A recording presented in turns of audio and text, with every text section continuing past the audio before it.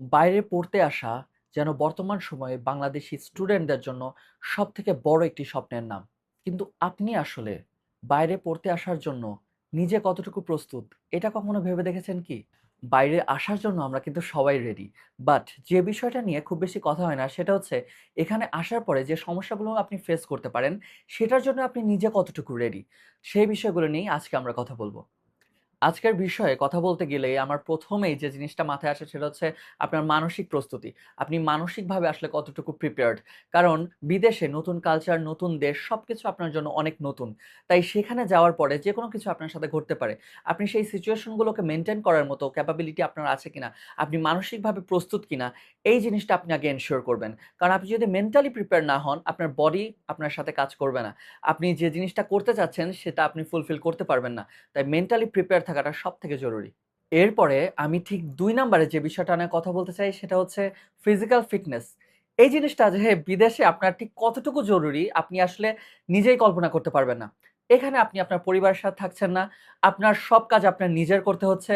আপনাকে আপনার ক্লাস করতে হচ্ছে। আপনি যদি কোনো পার্ট টাইম জব করেন সেটা আপনাকে ম্যানেজ করতে হচ্ছে।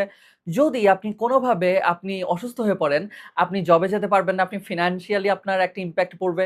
আপনি ক্লাস করতে পারবেন না। আপনি হয়তোবা কোর্সের ডেডলাইন ক্রস করে যাচ্ছে। আপনি আপনার অ্যাসাইনমেন্ট জমা দিতে পারছেন না। তো ফিজিক্যাল ফিটনেসটা আসলে খুবই দরকার। তো আমি মনে করি আপনি আগে নিজে রিয়ালাইজ করুন যে আপনি কি ফিজিক্যালি ফিট কিনা এই চ্যালেঞ্জগুলো নেওয়ার জন্য। ৩ নম্বরে আমি যে বিষয়টা রেখেছি সেটা হচ্ছে ফাইন্যান্সিয়াল ব্যাকআপ। আসলে এইটা অনেকের কাছেই মনে হতে পারে আমি পড়াশোনা করতে যাচ্ছি। আমি হয়তোবা সেখানে গিয়ে নিজে পার্ট টাইম জব করে আমার সবকিছু ম্যানেজ করব। এরকম অনেকেই হয়তোবা এখান থেকে আপনাকে আ এ ধরনের গল্প বলে আপনাকে বিদেশে নিয়ে এসেছে।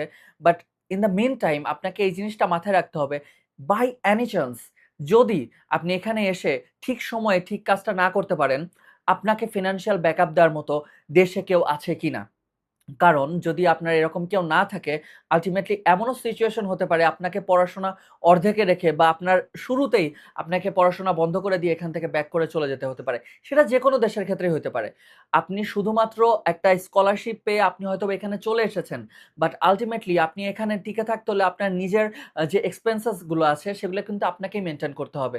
আর এটা যদি করতে গিয়ে আপনি কোনোভাবে কোনো জায়গায় কোনো প্রবলেমের সম্মুখীন হন, সেখানে আপনাকে দেশ থেকে যেন ফিন্যান্সিয়াল ব্যাকআপ দেওয়ার মতো কেউ থাকে, এই জিনিসটা আমার মনে হয় আপনার মাথায় রাখা উচিত। এরপরে যে টপিকটা আছে সেটা হচ্ছে খুবই ইম্পোর্টেন্ট বাট সবাই হেলায় খেলায় উড়ায় দেয়।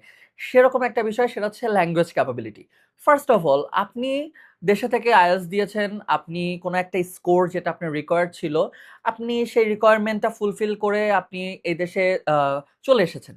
But in the meantime এখানে আসার পরেই আসল খেলাটা শুরু। আপনি যদি ফ্লুয়েন্ট না হন বা আপনার যদি একজনের সাথে কমিউনিকেট করার মতো ক্যাপাবিলিটি না থাকে, এখানকার নেটিভ ল্যাঙ্গুয়েজ আমি বাদই দিলাম। যদি আপনি ইংলিশেও তার সাথে কমিউনিকেট না করতে পারেন, আপনার লাইফ এখানে এত চ্যালেঞ্জিং হতে চলেছে যেটা আপনি কল্পনা করতে পারবেন না। কারণ যেকোনো দেশের সেখানকার নেটিভ ল্যাঙ্গুয়েজ জানা থাকা আপনার জন্য খুবই ইম্পোর্টেন্ট। কারণ আপনি তাহলে লোকালদের সাথে মিশতে পারবেন, কালচার জানতে পারবেন বা তাদের সাথে খুব ভালো এনগেজমেন্ট করতে পারবেন। এছাড়াও যদি সেই ল্যাঙ্গুয়েজ আপনার নাও জানা থাকে, এট লিস্ট ইংলিশে যেন আপনি ইজিলি কমিউনিকেট করতে পারেন, এই ক্যাপাবিলিটি টুকু আপনার থাকা খুবই গুরুত্বপূর্ণ। নেক্সট যে বিষয়টা আমার মনে হয় যে আপনার মাথায় রাখা উচিত সেটা হচ্ছে আপনি কি ফাস্ট লার্নার কিনা? কারণ আমাদের দেশে আসলে আমরা যেভাবে প্রতিনিয়ত লাইফস্টাইল মেইনটেইন করি, এইখানে আসলে ওইভাবে চলে না ভাই। আপনাকে যেটা মাথায় রাখতে হবে আপনি ফাস্ট লার্নার কিনা? কারণ এখানে আসার পরে অনেক কিছু আপনাকে খুব দ্রুতই আপনাকে শিখে নিতে হবে। কারণ আপনি যদি সেই তালে তাল না মিলিয়ে আপনি যদি এগিয়ে না যেতে পারেন তাহলে আপনাকে কিন্তু সবার থেকে অনেক পিছিয়ে যেতে হতে পারে।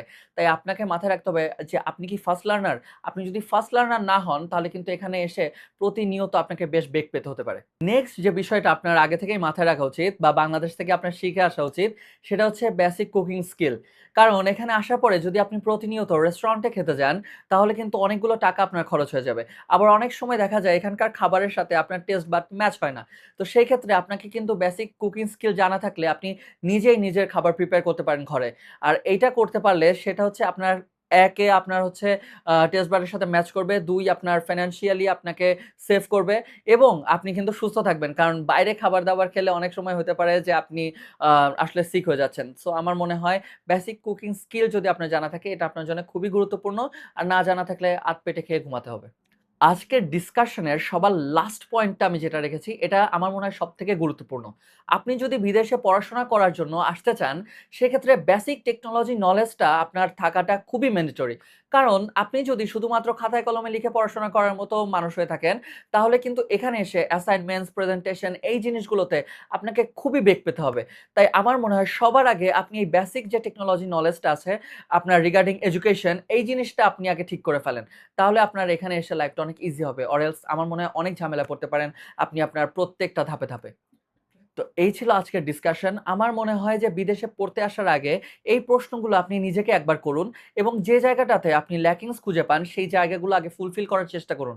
দেন আপনি বিদেশে আসার কথা চিন্তা করুন। এবং আমার মনে হয় এর মাধ্যমে আপনার বিদেশের জার্নিটা অনেক ইজি হয়ে যাবে। সো এই ছিল আমাদের আজকের ভিডিও। নেক্সট কোনো ভিডিওতে আবার একটা তথ্যবহুল আলোচনা নিয়ে আপনাদের সামনে হাজির হব।